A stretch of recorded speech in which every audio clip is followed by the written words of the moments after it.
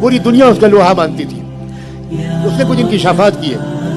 उसको एक मुसलमान दोस्त ने कुरान दिया फ्रांसीसी जबान में, और वो आयतें पॉइंट आउट की जिसमें अल्लाह ने कुरान में एक बच्चा माँ के पेट में जब शुरू होता है तो किन स्टेजेस से गुजरता है, कुरान मजीद में किन स्टेजेस का बयान किया गया शुरू से लेकर आखिर तक, तो वो तो बिल्कुल दंग रह गया।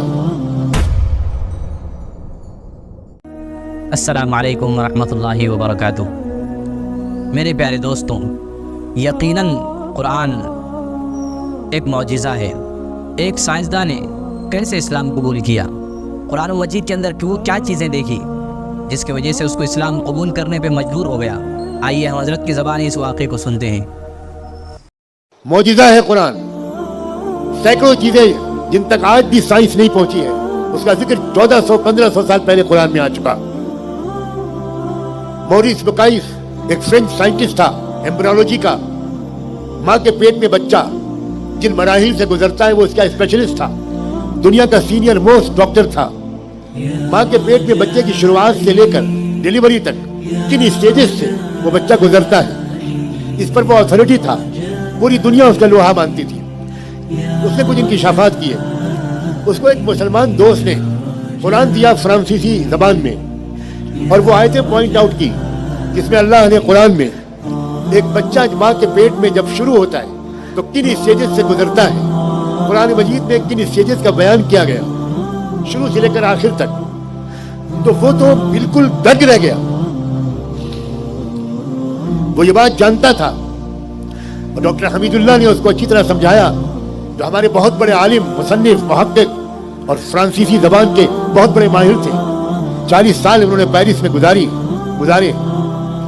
उन्होंने उनको समझाया कि ये इंसान की किताब नहीं है, अपना नाम भी नहीं लिख सकते थे। ये अल्लाह की तरफ से उतरी हुई किताब है। उसने उस किताब को और पढ़ा। उसके बाद डॉक्टर हमीदुल्लाह से कहा कि मुझे क्या करना होगा।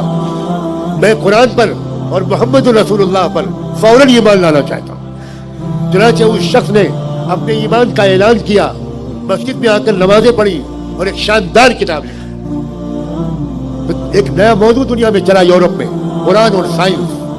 मोहम्मद असद लियोपोल्ड उनका नाम था, एक जर्मन यहूदी थे।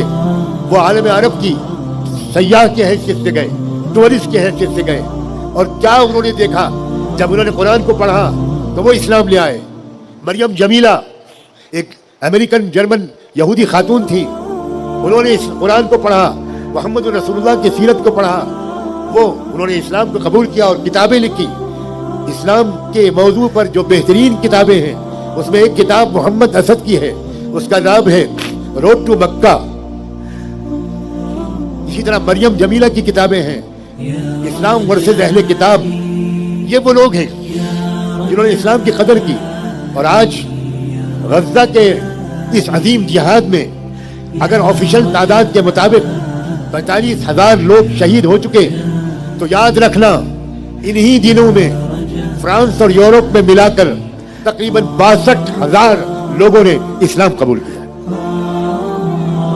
ए लोगों अपने इस्लाम की तरफ बढ़ो। अपने नफरत से दिलाना ना बर्दाश्त सिखाएगा, नाकाबिल बर्दाश्त चीजों को बर्दाश्त करना सिखाएगा।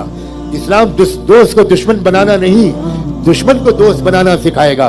मगर सीखने कोई आए तो। मुझे आपसे उम्मीद है, मुझे नाउम्मीद मत करना,